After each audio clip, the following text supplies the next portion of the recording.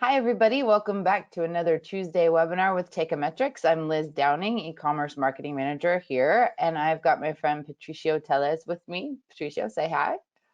Hey, Roddy. Hey, Liz. Nice to see you again. It's nice to see you too. The last time we did this was July, and we were at the Wynn Hotel in Las Vegas. Vegas, gearing up Very for different Prosper setting. Show. Yeah. And we're getting ready. I was just telling Patricio earlier that we're talking about Prosper 2022. Which will take place in March, which will be a much more comfortable time to be in Las Vegas, if there is such a thing as a comfortable time to be in Las Vegas. So we have action-packed content for you today. We're going to talk about sourcing from Mexico. I know that it's in the headlines. Everybody knows that it's getting harder and harder to get your product from overseas, and people are really nervous about Q4. People are really getting nervous about the fact that Amazon has opened up their inventory cap at FBA, and now they can't get product in time. And how's that going to impact their IPI score? And how's that going to impact their sales for Q4? It's a very, very stressful time. So might not be able to fix it all today, but we're definitely going to give you some ideas on how to maybe change your whole supply chain and make your life a lot easier. A couple of housekeeping items. We are recording this session. It will be emailed to everyone who registered for it. We do encourage questions. We're not here to talk at you. So if you've got questions, pop them into the little question section and go to webinar. And as they come in, I will hopefully gracefully filter them into the conversation. Um, so I could give you Patricio's background and tell you all about him, but I think he tells it better. So, in case you don't know the man, the myth, the legend that is Patricio, why don't you just do a quick little intro about your background, and then we'll jump into why everybody should learn what you're going to teach them today. Sure. Yeah. Well, I'm from Mexico. I'm a Mexican living in the U.S. in Ohio, of all places. And so I'm here in Ohio, but we started. I actually lived in Vegas for a year when I first got here to the U.S. So yeah, I love it. So I've been doing Amazon with my wife for many years now. Like almost it's been 7 years. So we really started. It wasn't the beginning probably, but it feels like decades ago. Like it was a completely different landscape when we started doing this. But since we've built a couple of very successful businesses, we've launched our own brand. We have our own stores, but we also co-founded Algo Más, which is a company that specializes in helping the Latino community, Latino market to launch their businesses on Amazon. We also do consulting, and and we've been around different marketplaces and doing this e-commerce stuff. And now for the past 2 years, we've started really focusing all our attention in in growing our business in Mexico, selling in Mexico, selling on Amazon, selling on Mercado Libre, but especially sourcing our products from Mexico. Like everybody else, when we started doing the private label route, we, same as everybody else, we started importing from China.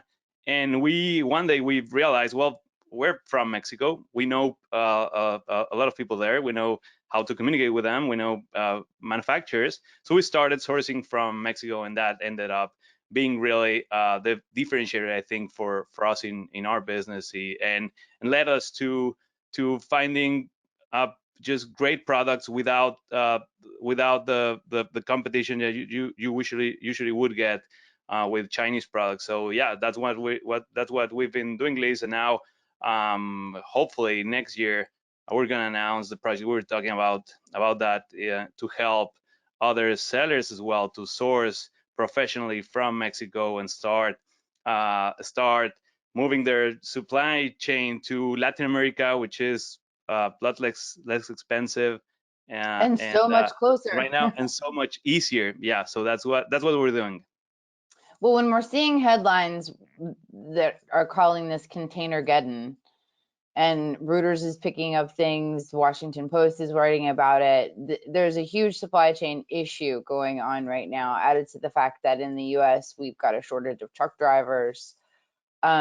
We've got all kinds of supply chain issues just the e-commerce industry is fraught with supply chain issues right now. So I thought this was a really great time to give some hope, because as you and I have talked over the last year or so, just a funny story. The first time I ever met Patricio, we were on an Akrumi virtual panel, and every single question in chat that came in were just people pouring love to this man, just telling him that he had changed their lives, that they loved him so, that they want to send him gifts. He's just beloved in this industry and very, very popular. Um, but ever since then, I've been fascinated by this idea that people who are selling their brands on Amazon, Walmart, in retail stores, people who are going the private label route out of wholesale, all different stages and sizes of sellers are all facing similar supply chain problems, in that it's harder and harder to get things on time from all the way across the world. And that's if you're sourcing from China, if you're sourcing from India, you might have a great reliable supplier, but just because your manufacturer is awesome, if they're all the way on the other side of the globe, it could be really hard to get your stuff in time. And I think a lot of the brands that we're working with are seeing that today. So I thought it might be interesting if we talked a little bit about how you get started. What are the main benefits to sourcing product in Mexico? How easy is it to take a product that's yours, that you've had developed, that you Hmm. have a patent for? How hard is it to move? Like, so I guess there's a higher level. How do you shake up your whole supply chain? And then there's a more specific, how do you switch your supply chain to Mexico? What are the benefits of that? What are some things that people need to think about? And what are some things that they need to do to get started? Yeah, and so let me just start with saying that there's different levels of different ways of doing exactly that, right? And different levels of complexity. Where I would start by saying, and we've seen that we've seen these like all throughout this year, and not only it's been getting more expensive. There's just supply issues for, in China from your manufacturers, right? So we're seeing all kinds of problems, but so of course it makes total sense to move your supply chain closer, being able to manufacture, like to transport the products easier. We're very very close, right? We're our next door neighbors here in the US. But I think one thing people need to consider is that also, like, you might have, like you said, you might have a great supplier in China, so and you might have a long relationship with them, and it's great. You might even not have had all the problems that you're hearing, but think about, like, from the cash flow standpoint, right? So the volume that you're bringing from China, you need to bring to make it make sense economically. If you're sourcing from a supplier in Mexico, you might be able to buy or to bring to the U.S. a fifth, a or a tiny fraction of the volume you're bringing, and not stock for months, and just be so much more efficient with your inventory, and ordering and place orders in of smaller volumes, and just be more efficient with turning around your inventory, and using that cash instead of having it sit in a container in a factory or here in a warehouse in the US. You're able to test more products, to do more with that same money. So I would say one big thing is getting around all the troubles that we're seeing now, and that will continue for the foreseeable future. Is this not gonna fix after Q4 is over, right? So one big thing is you can start looking for new product, or start looking for manufacturers that can build your current products. But also you can maybe you have products in your pipeline that you want to develop, that you want to test. So that's I think that's something that we're seeing now with people sourcing in China, is trying to in Mexico, sorry. They're trying to expand their current product line. So that's something big. So going back to your original question, where do you start?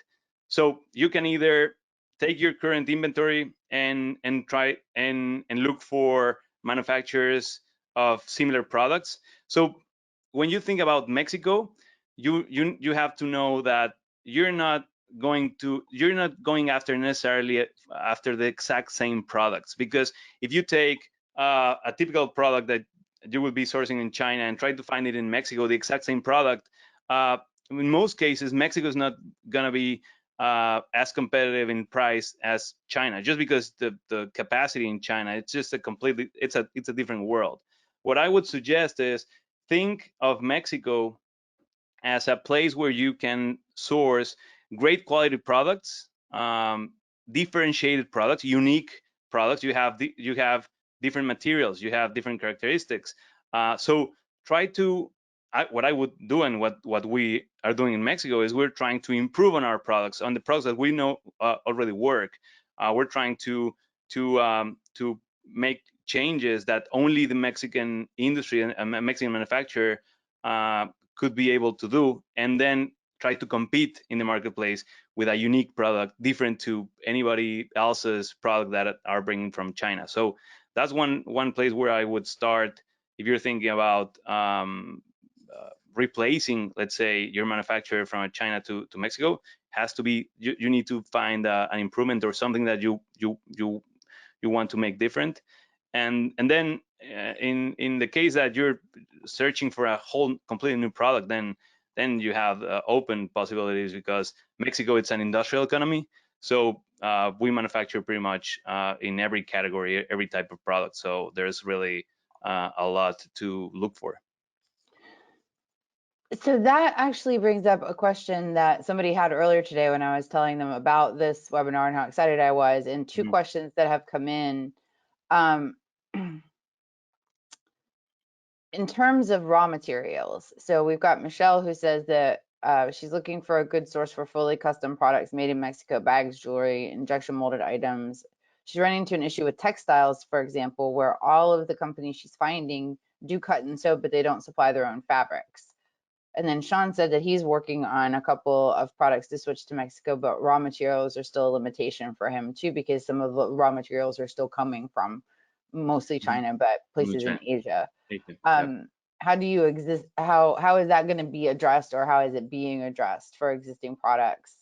And what do you think the future holds in terms of raw materials? So there's definitely, like everybody else in the world, pretty much, there was a big reliance from the Mexican industry into the raw materials from Asia, mostly China, India, especially for textiles and this type of products. There's local production, and so what we're doing is we're trying to find those products, and that's why I was saying that you're not gonna, in many cases, you don't want to go after the exact same product that you're manufacturing in China, because in cases like this, many times the raw materials for these manufacturers come from Asia, from China.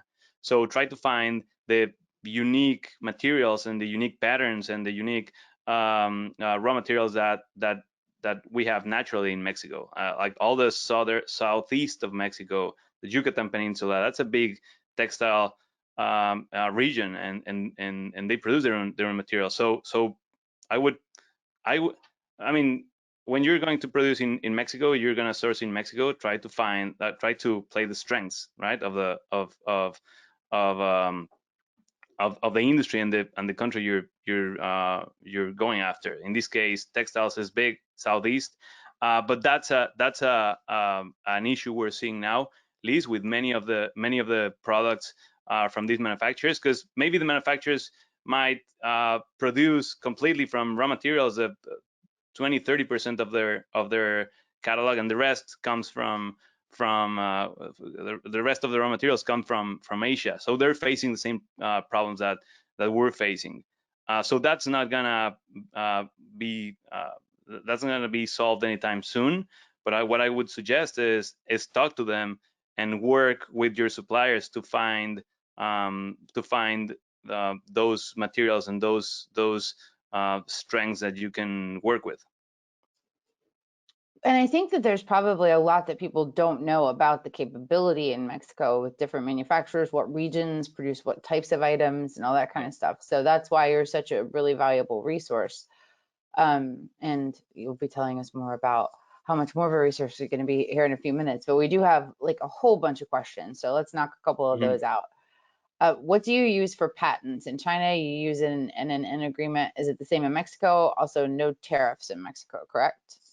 Yeah, well, depends on the product, but in general, yeah, there's a much lower barrier to exporting our products to the U.S., of course. And in Mexico, the trademark and patent laws are very similar to the U.S.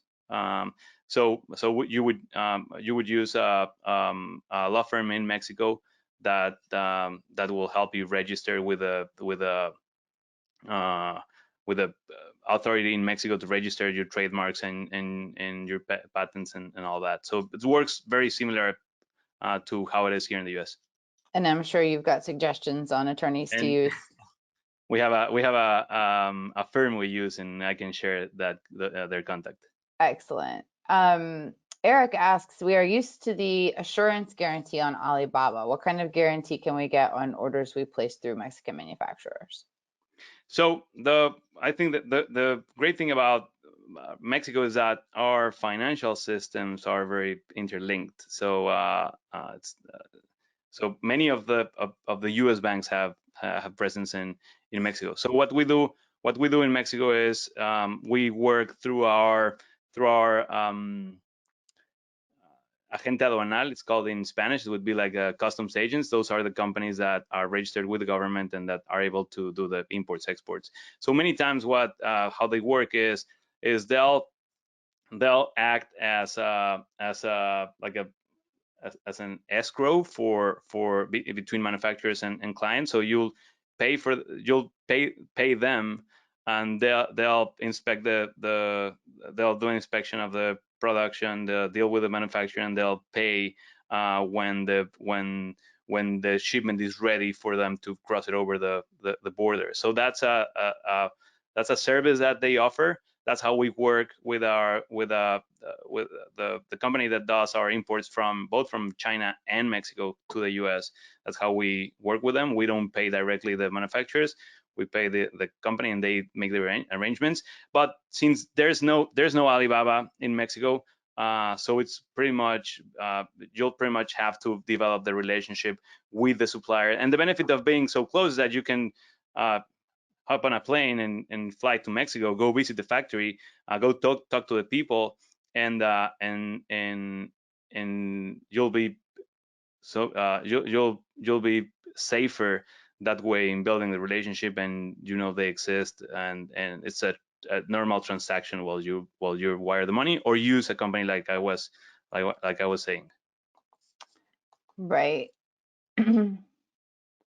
I think I mean, I know that Alibaba is super convenient and that's helped people really get product out there faster, but I think that there's probably a lot of value in developing a relationship with the manufacturer, especially one that you can get to pretty easily. Um, and I think that as this progresses, there is no Alibaba equivalent now. Um, Someone asked, are there trade shows or trading groups to find suppliers? I am not sure, but I don't think that's as robust as it would be, in a place like China where this has been going on for a really long time. This is a relatively new idea to source e-commerce product and brick and mortar product from Mexican manufacturers, but manufacturing's been going on in Mexico for a really long time.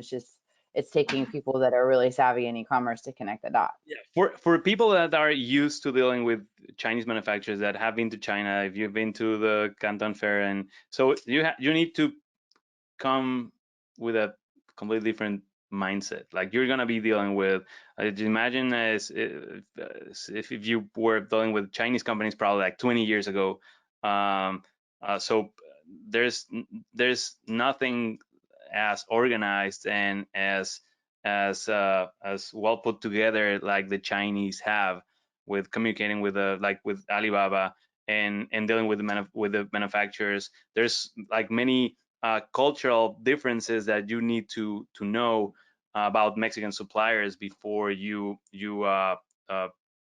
start spending a lot of money in sourcing with them. And we can talk about what those are, but mostly I'd say you need to visit them. You need to know they have the capacity to fulfill your orders, that you need to know that they're going to be the same quality every time, they're going to use the same materials.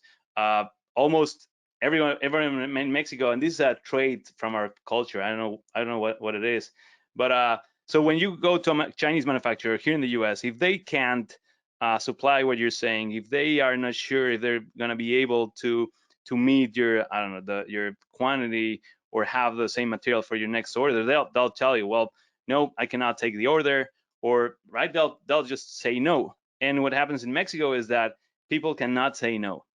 Manufacturers will say yes to everything, even though they know they cannot. I'm not talking about the big global companies. I'm talking about medium manufacturers, smaller manufacturers. So you need to really take the time to develop that relationship, like Liz was saying, to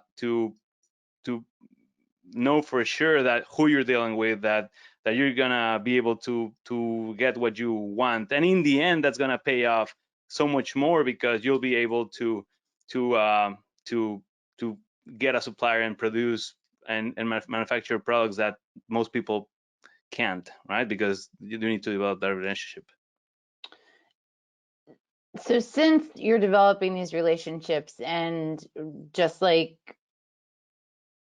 and each company works differently, the impression that I've been getting from you though is that the conversations that you're having with manufacturers in Mexico, you're sort of like telling them what Amazon is like, right? Yeah, then that's incredible. Like, you would think like 2021, like Amazon has been in Mexico for 6 years now. It's not like new, but we're finding that we need to educate our manufacturers into how we need things done. They're usually, so most manufacturers that you're gonna talk to are probably only serving the domestic market. So most of them might not even be exporting anything, and none of them will be, or most of them won't be even online, let alone Amazon. So you need to have a conversation with them and educate them in how you need things done as an Amazon seller. And for them, having you as a client is great. It's a great opportunity. They'll be grateful to have you as a customer, and they'll want to accommodate to what you need and what you're asking, and they'll be happy to give you terms, or just make you happy, because you're gonna be showing them a completely new business opportunity for them. So that's, I think that's, we found a great opportunity, yeah, or yeah, a great synergy with our manufacturers in showing them how these things are done. Are you finding that the manufacturers you're working with are pretty flexible when it comes to packaging? We did have somebody ask how packaging typically goes. Would it be like things get packaged with their Chinese suppliers, or would they have to get everything shipped to the US to get packaged? Like, what's the deal with packaging?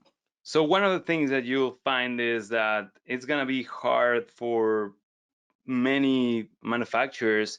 It's gonna be hard for many manufacturers to change how they do things, because they've been, most of the companies in Mexico, in all the economy, are family-owned companies, like smaller companies. They've been doing their business for decades, probably, or a long time. So it's hard for them to have a new American customer and suddenly change their processes, right, or the packaging, or anything really. So that's why it's so important to start building those relationships, to teach them why it's important for them, to why it's going to benefit their business, to be flexible in how they package their products, and how they manufacture, how they are manufacturing, in adding changing some of the things in their products. Because one important thing to know is that many of the, at least most of the manufacturers that we're focusing on are companies that have been around for years, and they might have their own brand, right? So they manufacture their own products.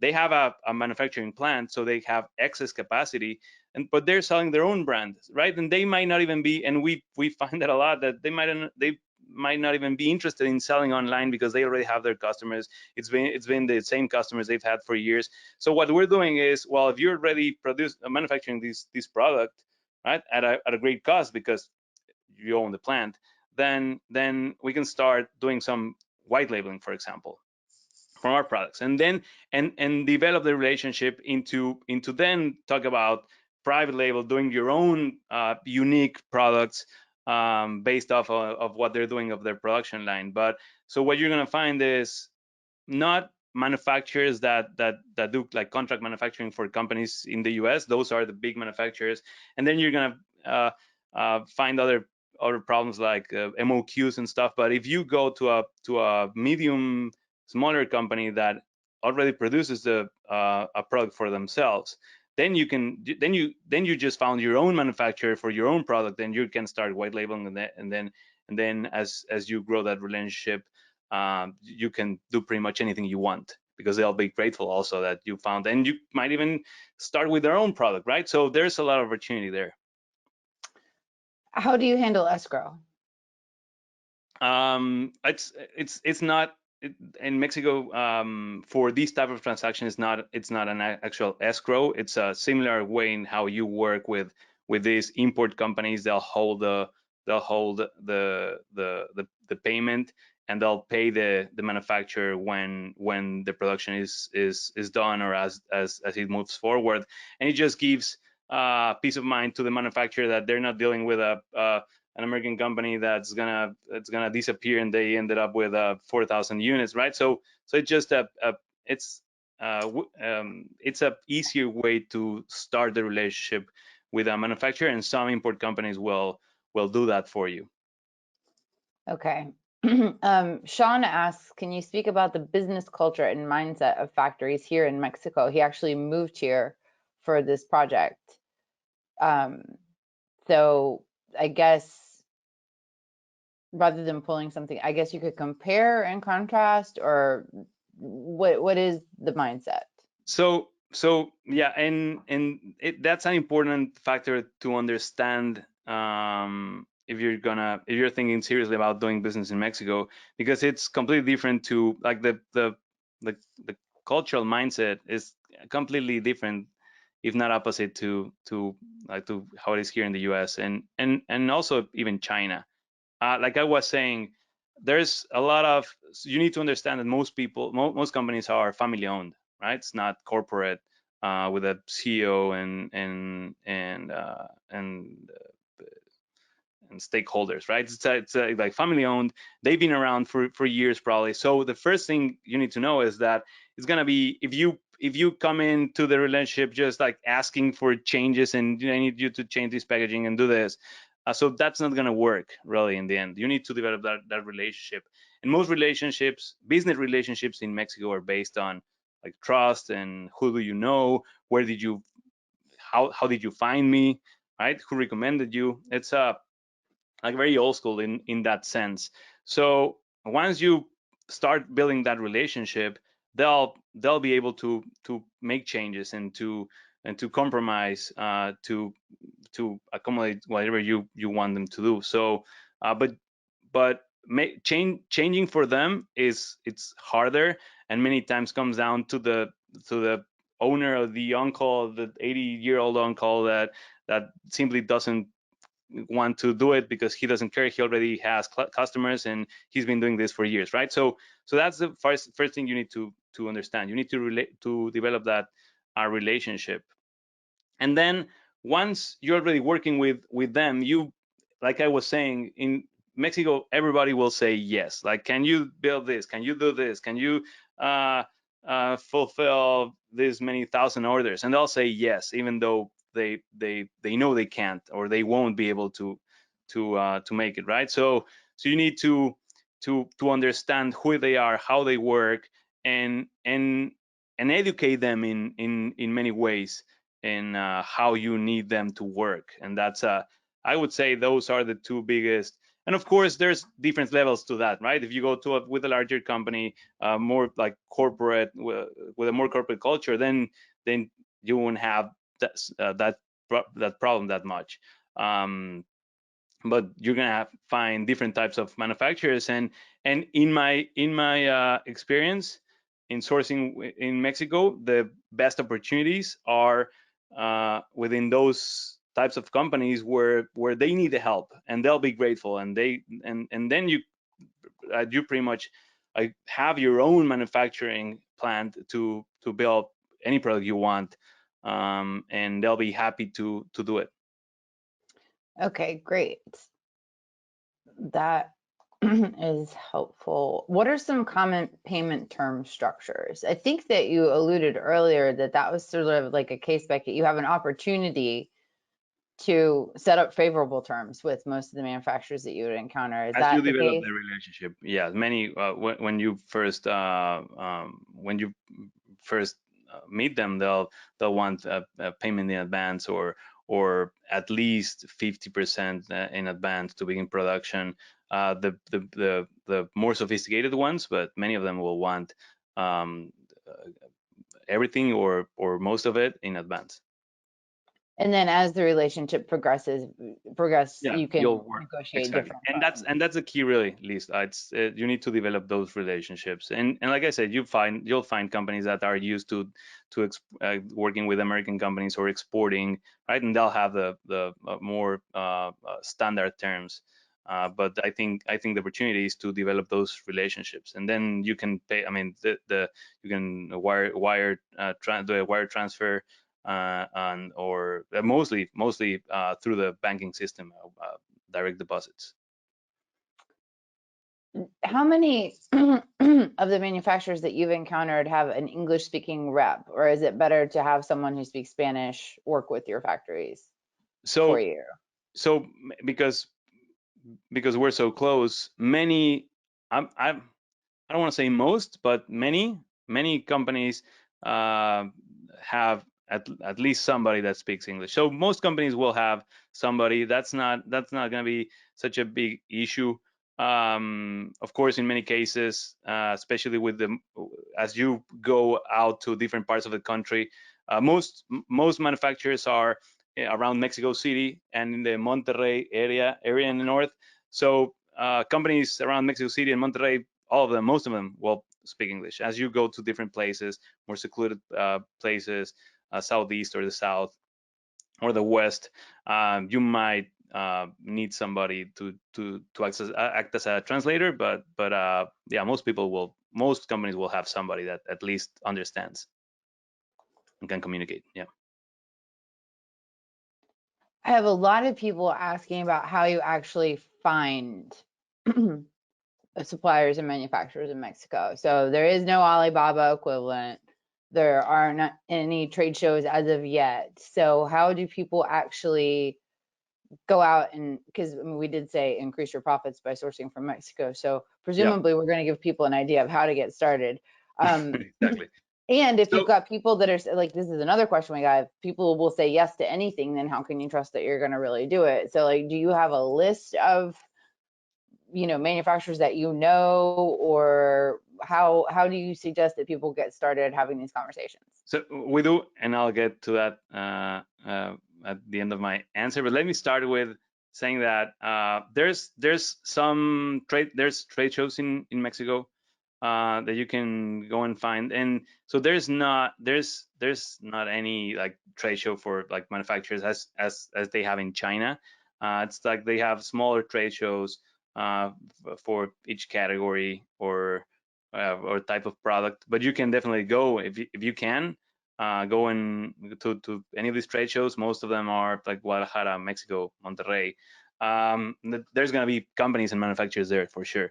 The other important thing to know is that most of the companies we work with, the manufacturers, are not online. So you can, of course, you can Google and try to find companies. But I've found that it's takes very long to find really trustworthy manufacturers. You'll eventually need to go and visit them.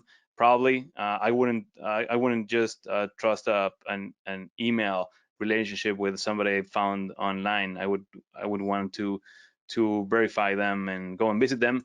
But also one important thing to know, because a lot of people, I get this question a lot, right? People have like just in this belief that it's so hard to find manufacturers in Mexico. And the reason is because the government that we have right now, the first thing they did when they got into government was they eliminated the government entity that was in charge of promoting Mexican business abroad. So they just eliminated that.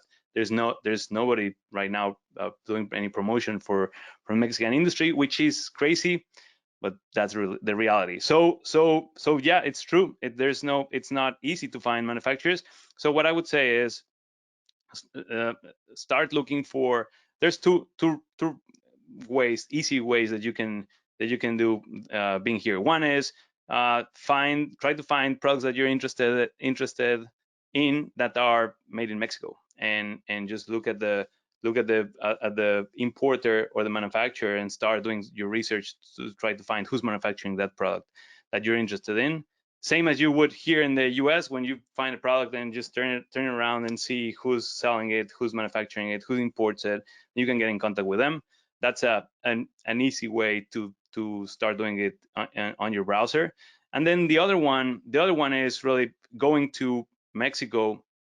You can do some research online. You can get in contact with the Mexican embassy in the US, the the Ministerio de Economía. You can get in contact with them, and they can help you if you have a very specific idea of what industry, what type of product you're interested in.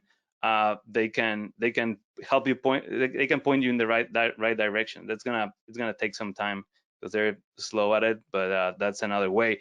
And then the best way, I think, is to go to Mexico and visit manufacturers and visit these companies physically in Mexico. And that's why I was telling Liz before we started that we're putting together a trip, a sourcing trip to Mexico. We're pinning down the dates and the specifics for 2022, but we're gonna help people go to Mexico, visit manufacturers, and find those locally, because that's honestly that's the best way to do it. We've been working. We have our list of suppliers, and we've been working on putting a list to help people find suppliers in Mexico. But just think about it. The thing about the way we do it is we go to Mexico and we do our discovery physically there in Mexico. So I think that's the best way, and that's why we're putting together this trip. Okay, so far there are some trade shows. So we have people asking for the names of those. I'll circle up with you after this, and we will put that into the show notes for the replay. So Darius, don't worry, I'll definitely get you the list of some of those trade show names. What if somebody's in like Germany or the UK and it's not as easy for them to get to Mexico to go on one of your sourcing trips? Would you actually like kind of help them if they said, okay, well, I'm in the aftermarket auto parts industry, can you help me find a manufacturer? Or do you have a good enough idea of like the different regions that produce different types of items and stuff like that? Like, is your supplier list robust enough to cover several different categories? Yeah, if you get in contact with us, we can help you find suppliers for a product. That's something we can help with. But if you want to do it on your own, start doing some research, I would definitely start looking online. Depending on the product you have, there might be, for example, like auto parts, right? That's a big, well-developed industry in Mexico. There's really big companies doing this. There's whole regions that do this. So it's going to be easier to find suppliers for those type of products in Mexico for sure. So start with, like everything else, start with an online research. Depending on on what you're what you need, you might find suppliers, or maybe you're having a harder time to finding suppliers, then you can get in contact with us. Look for trade shows. Look for products that are made in Mexico, within the Oh, categories that you're interested in. Yeah. and Darius did suggest using looking at a company's privacy policy and using their LLC to type into Import Genius, and that can also Mhm. help you find the manufacturer too. That does have a cost associated, but we will put a link to that in the show notes too, as well as a link to Patricio's website and contact form so that you can get in touch with him. Because if you are far, far away and Mexico is not super close for you, like it is for the rest of, most of us in the United States, this is still not off the table for you. So Patricio does have resources that can help you too. My friend that said he was in the EU. And Um, yeah, in the end, if it's not possible for you to fly to Mexico or do anything that we're talking about, there's companies that will help you. Anything from moving your supply chain. If you're a bigger company and you want to manufacture here, so there's a lot of companies that do this. Maybe not so much for e-commerce sellers yet. There's not a lot, but yeah, it's not off the table for you if you're in Europe or Asia or wherever you are. There's definitely ways to get around that and find good contacts. And one other great way I use a lot is LinkedIn. I use LinkedIn is great for me in finding good contacts within these companies. So that's another way that you can do some research. Excellent. So I have two different people who do aftermarket automotive, and the main questions are there manufacturers for that type of thing, backup cameras and display monitors and other Big things? There's a big electronic industry in Mexico. Auto parts. There's Look, Mexico. It's a very big economy, and it's mostly an industrial economy. So there's big industries, and it's we're like the second trade partner to the U.S. So there's big manufacturing capabilities in Mexico, large and small. The thing is if you know what specific product you want to source, there's definitely companies that you can source from, for sure. And what is the price and quality comparison to something that the same person would get manufactured in China? So China, for the most part,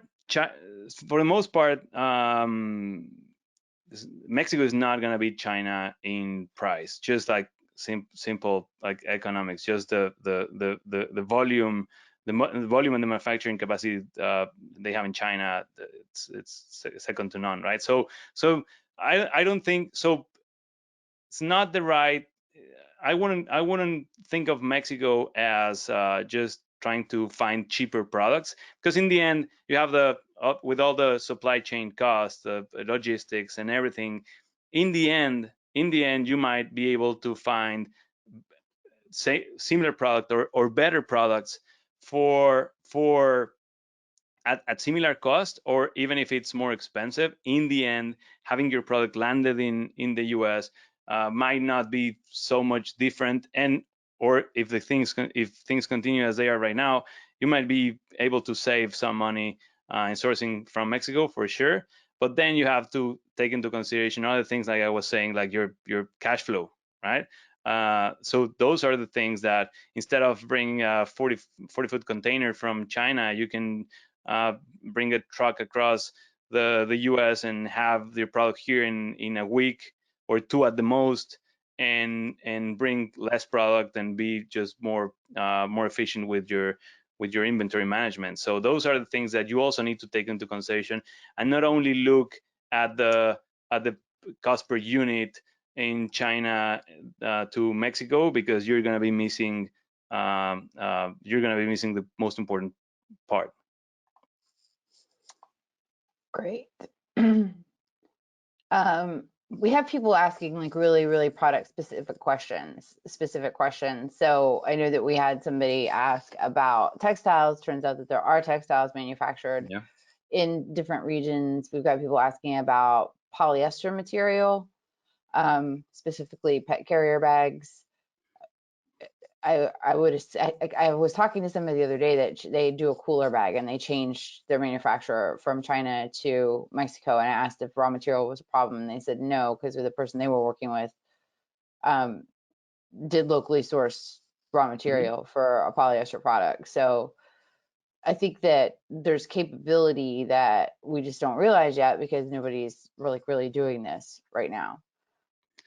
In all these categories, Liz, like in I mean, we could go into very specific categories, but most of this. So what many people don't realize is, for example, in this like the pet supplies product, textiles kind of products, there's one of the main supplier for Walmart, for example, the main manufacturer for their own brand of pet products is in Mexico, not in China. So they are a big factory that manufacture for many clients. Their biggest one by far is, of course, Walmart. But you would think buying from them would be like very expensive, right? You would need to buy, I don't know, hundreds of thousands, and those are the type of companies that we found. For example, with them, we're working with them, and they were manufacturing products, and so they have a very low cost, comparable to what we would probably source for in China. A bit more expensive, but adding everything up, all the rest, all the costs, and ended up being more attractive than China. And you have this huge manufacturer that already has a big product line that you can find and work with. So those are the things that you'll find in Mexico. These type of companies that you can develop a relationship easier than it would be probably with a similar type of company in China, right? So so try to look for. That's why I was saying, look who's, if you're interested in a brand, if you know a product and it's made in Mexico, you're the your reverse search, and you'll find the manufacturer who's producing it for sure. And those and that information is public information, like you were saying, Liz. There's some services that do that, so you can track back where that shipment came from. Right, Import Genius. So we'll put a link to Import that. Genius.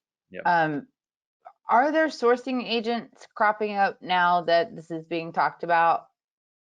Yeah, there are, and like everything else, there's a lot of people offering different services, different um, uh, types of quality and trustworthiness. So what I would say is, just don't go for the first service person you find on the internet. You do your own research. If you're thinking about importing products, some decent or some um, amount of product, if you're thinking about spending more than a couple $1,000, it will be worth for you to go over to Mexico and visit and know the people that you're working with and start developing those relationships. But there are, yeah. But you actually have the names of certain manufacturers that you've interacted with, that you've connected people with. I think one of the reasons you told me that you came up with this sourcing trip is that you have just been kind of one off saying, hey, this person, meet this manufacturer. And it's getting to the point where you've got enough interest and you've got enough people that like actually do want to meet in person, that you're going to do the sourcing trip, which I think is really exciting. And that's going to be a lot cheaper than somebody taking somebody on a For sourcing trip sure. to China. Yeah, and the whole idea behind the sourcing trip is because, yeah, we're helping companies here in the U.S. Find suppliers in Mexico. We're doing that, and but of course, just having those connections and the communications online, or through a translator, or at long distance. In the end, what we suggest to anybody, even if we connected you to your manufacturer, is go there, visit the manufacturer, meet them in person, and develop that relationship. So what we thought is, well, if we're already doing that and helping people meet in person, let's just bring a lot of people over at the same time and connect them with manufacturers. So that was the idea. So, but it's basically because of the same thing I'm talking about. Regardless if you do it with us or not, I would recommend for anybody that can travel, that is, if you're here in the US, go and make the trip, and it's gonna be also fun in the process. It's a nice place to visit in Mexico. Yeah, I'm not even looking to source any products, but I think I want to come to that too. So let me know when it is. If people have specific questions, like we have somebody asking for the name of the factory that makes PAP products for Walmart. If people have I can actual, you can hook them You up. can get in contact, yeah, in contact with me. I'll probably leave my contact there, or on LinkedIn, and I'll help you, and I'll be happy to yeah, to help. Make an intro. Make an intro. Okay, great. Well, I try to keep these at 50 minutes, especially when we've got questions all throughout, just so that everybody has time to grab water before their next meeting. But Patricio, it's always a pleasure to have you here. Thank you so much. So to the folks attending and the folks that are watching this after the fact, I will be getting the names of those trade shows to you guys, as well as hopefully maybe the attorney that Patricio uses and all the contact information so that you can get in touch with Patricio. If you're looking for a supplier now, he can help you, but he can also get you updated on when these sourcing trips are going to happen in 2022. So thank you so much, everybody. We'll see you next week with my friend Justin from PickFu. Should be super fun. And Patricio, thank you. Have a lovely day. Thanks, Liz. Bye, everybody. Bye.